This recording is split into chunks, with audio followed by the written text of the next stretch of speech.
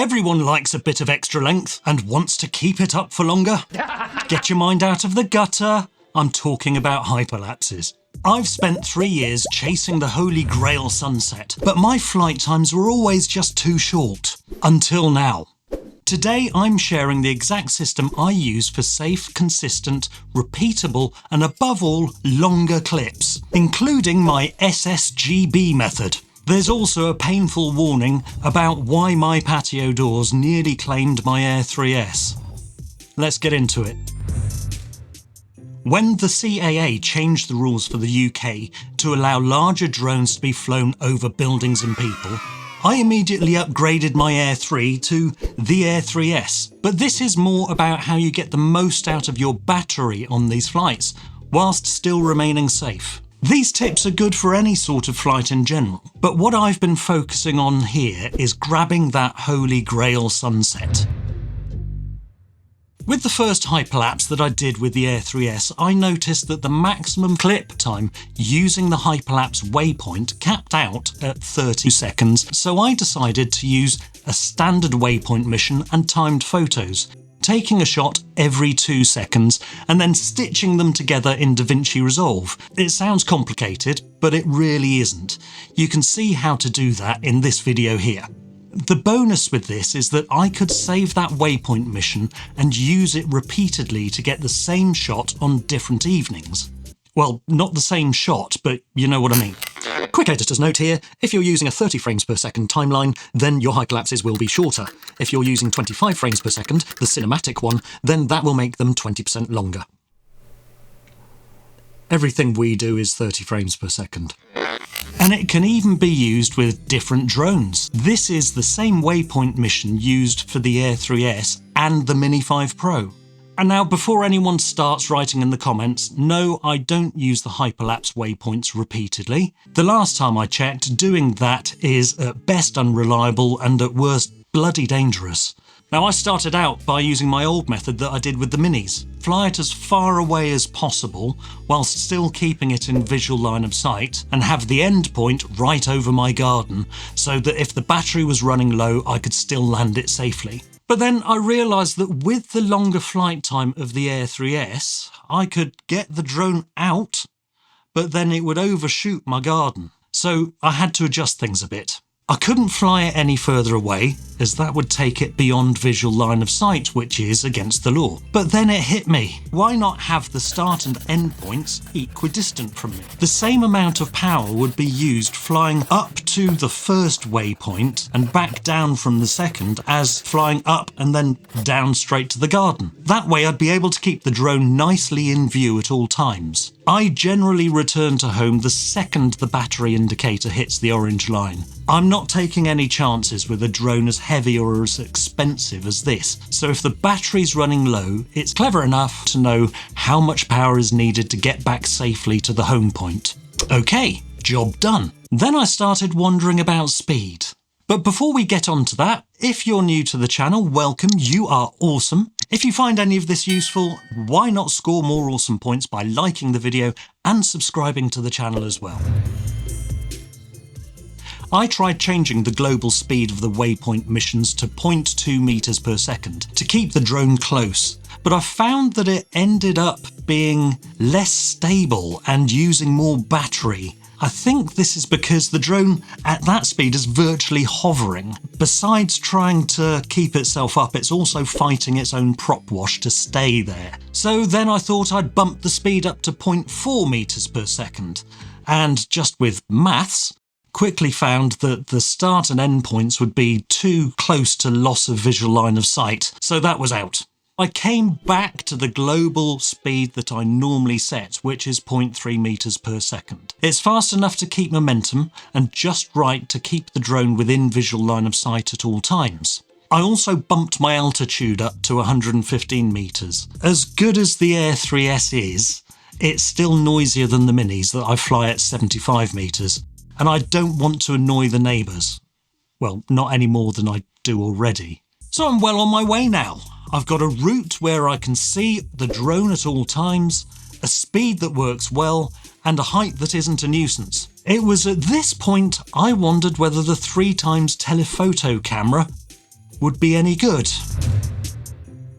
As with any telephoto lens, there's only so much stabilisation that can be applied even with a gimbal on it. I soon found that even on a very calm day, the slightest movement of the drone has 3 times the effect if you're using a 3x telephoto lens. Whilst RAW does give better quality, the fastest it can shoot is only 1 photo per 4 to 5 seconds, so that idea went in the bin as well. For the purposes of a long hyperlapse, JPEG would have to do. After a few more evenings of using this approach, I realised I really wasn't getting significantly more flight time out of my Air 3S than I was with my mini drones. By the time the Air 3S was getting to the first waypoint, sometimes 10 to 15% of the battery had actually been used before the shot was even being taken. So I had a think, and through trial and error came up with this process. Now you're going to need 2 batteries for this. Load in your first battery. This is your SSGB, or Sacrificial Satellite Grabbing Battery. Power up the drone, but don't worry about taking off for the moment. Load in your waypoint mission.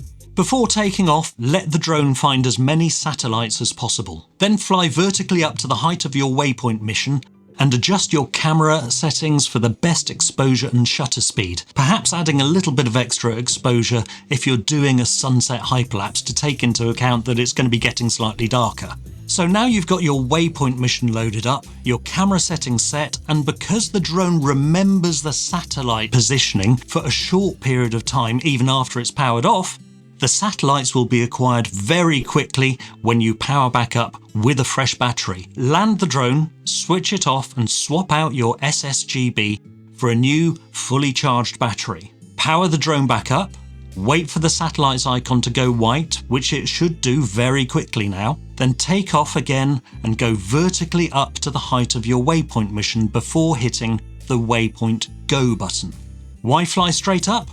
Why not just go a few meters and then hit the waypoint go button then? Well, you would think that travelling a shorter distance would be quicker, but it isn't. I found that doing some of the work for it resulted in it getting to the waypoint quicker and used less power. Once the drone gets to the first waypoint and has settled into the waypoint mission, start your timed photos.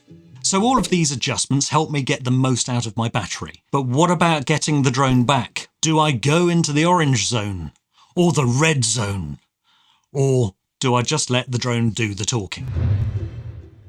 Now with hyperlapses on my mini drones, I'd always pushed the batteries to the limit, probably ruining them in the process. The Mini 4 and the Mini 5 Pro are small and light, and because I was always ending the flight over my garden, I wasn't too concerned about getting to the critical point where I'd wrung just about every single watt of power out of them. But the Air 3S is 3 times the weight of the mini drones, and the batteries are twice the price. So from a safety factor and a cost factor, I generally allow the drone to return to home when it decides it should.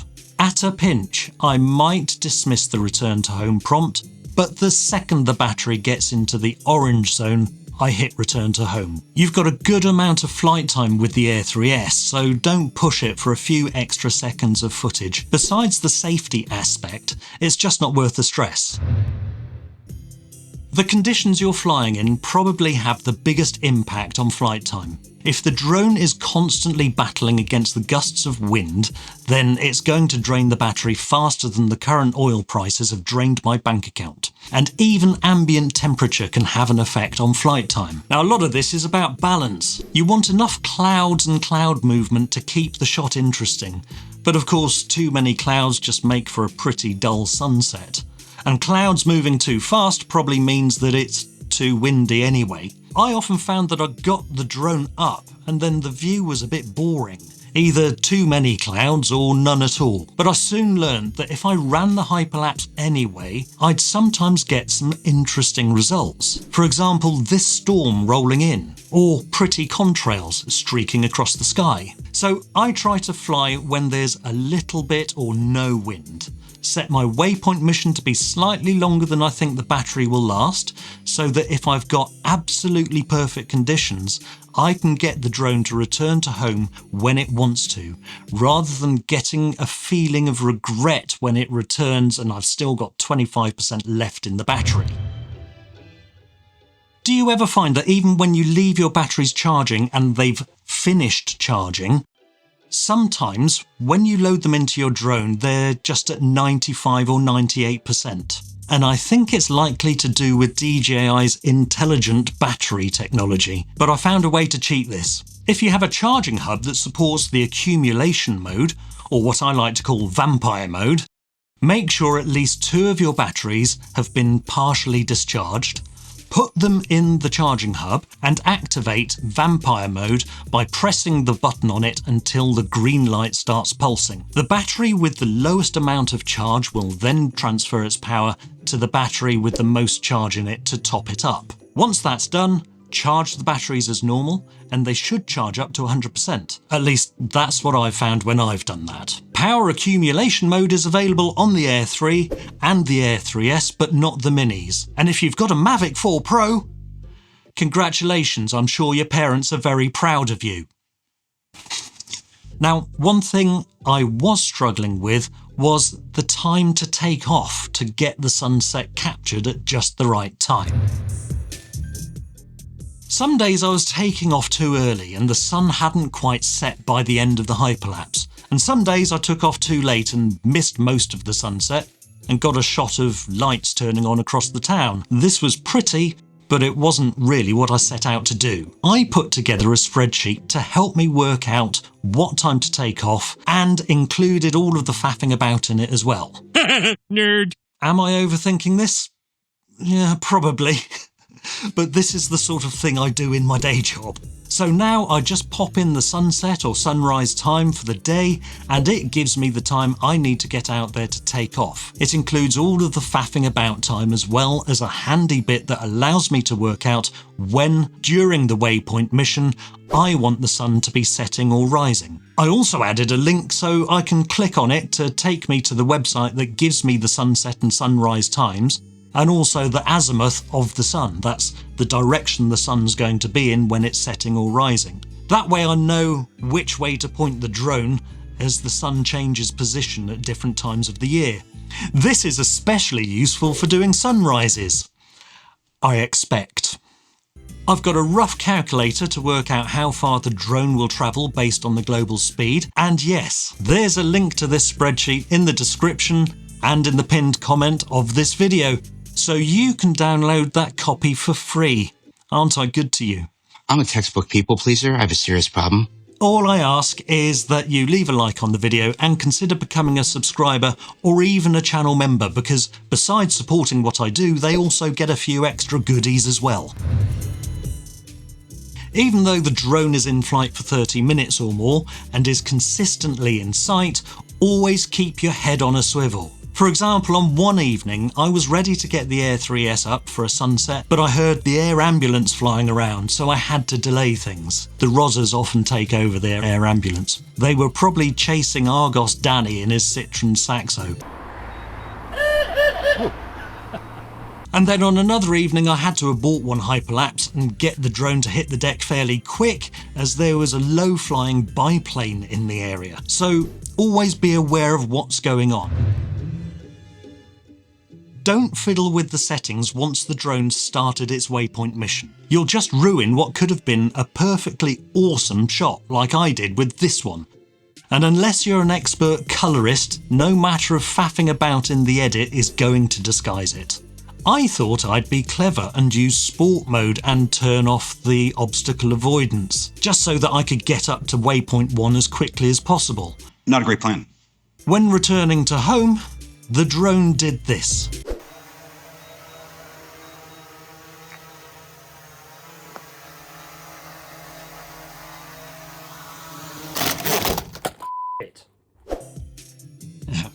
Three lessons there. Reflections on windows confuse drone sensors. Sport mode and switching sensors off make negligible difference to power consumption, so don't bother doing it. And filming your drone with your phone and forgetting you're meant to be flying it is just stupid. The longest hyperlapse I achieved with the Mini 5 Pro was an impressive 25 seconds. And just recently, using everything I discovered doing this, I managed 35 seconds with the Air 3S. This is my longest hyperlapse so far. Let me know in the comments if there's a way that you do this. I don't know everything, so that'll give not just other viewers tips, but me tips as well. And this is a playlist of all my hyperlapse breakdown videos, and this is what YouTube's little gremlins think you might want to watch as well. Bye!